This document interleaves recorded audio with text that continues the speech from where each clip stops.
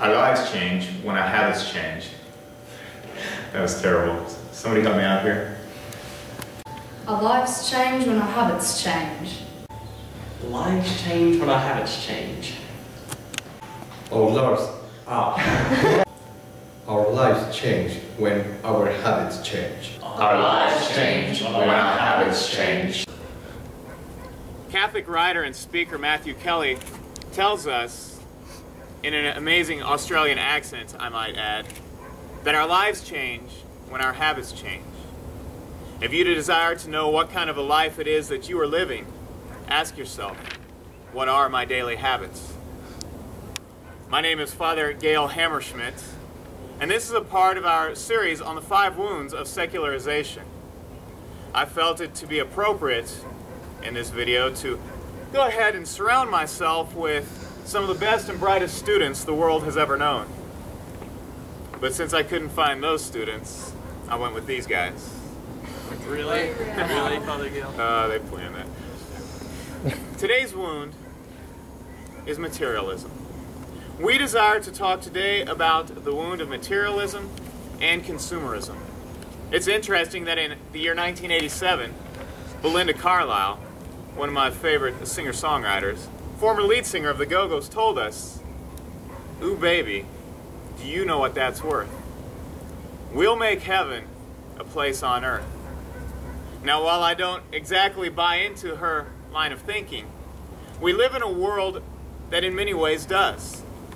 We believe that we can buy heaven for ourselves, that we are in control, ultimately, of our own heaven. And we surround ourselves with material possessions, and we believe that if only we could buy more stuff, we will become ever more happy.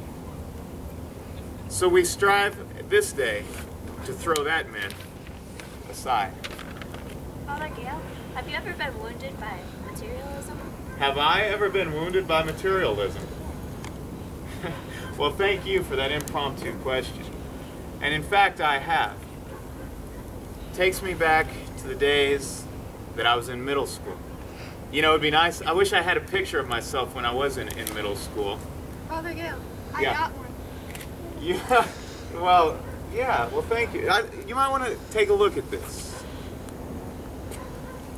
That's right, there's a young 8th grade Father Gale. And I believe it was in the 8th grade when I, in fact, was wounded by materialism. The story goes something like this. It was 1986, and I was absolutely enamored with a young girl. We'll call her Roxy. In 1986, every cool kid had a pair of Levi's 501 jeans. Every cool kid except me. And Roxy was sure to let me know that I did not have the right pair of jeans. When she would see me in the hallway, she would let me know, 501s, Gale, 501s. She would even peek her head into the door of my classroom at times and tell me, "Listen, Sonny, until you get those 501s, we're not going to be anything." But eventually, I did get those 501s. I begged my mom, and finally she said, "Gale, if you want them, you've got to work for them, but I will get them for you." And I got them, and my whole life changed.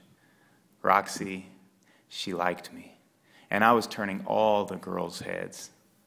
That lasted for, let's say about, a week? But then that fatal day came, only 1 week after I had purchased my 501s.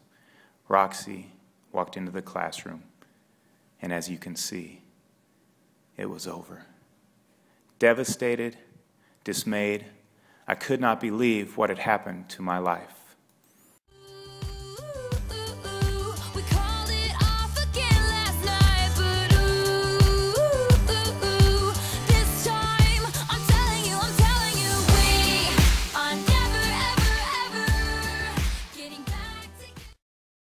Well, that was, sadly, a true story from my life. It's time to put such nonsense aside. We know that a #1 cause of stress, anxiety, even family problems is consumer-related pressure. Striving after bigger, newer, and better, while continually going deeper and deeper into debt. This keeps us fearful, awake at night, and it doesn't do much for our relationships. When jobs and career step in front of love, family, and ultimately God. We see this every day in marriages and families torn apart, upside down by values that just don't make sense. Don't let consumerism consume you.